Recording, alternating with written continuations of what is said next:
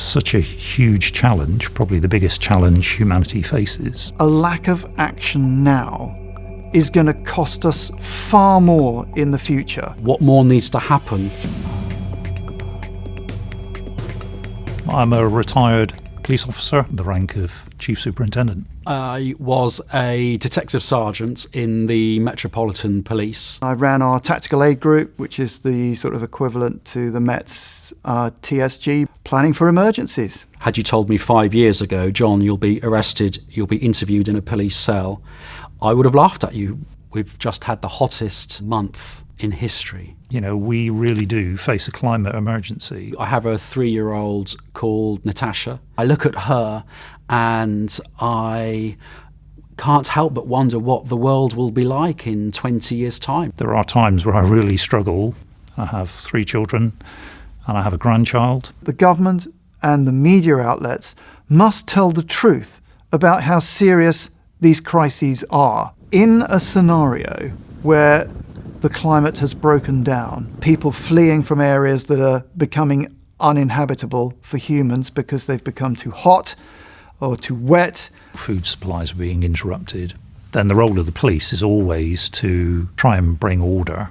The security services, both police and the military as well, would be engaged in trying to stop people from basically killing each other for resources, basic resources like food and water. I try not to think about it in the same way as I try not to think about her being involved in a car accident. But when she gets in the car, I put on her seatbelt. And so I think about climate change in the same way. I have to do what I can to try to make sure that she's going to be okay. In 20 years, when she is 23, and she will ask me, Daddy, what did you do? I hope that I can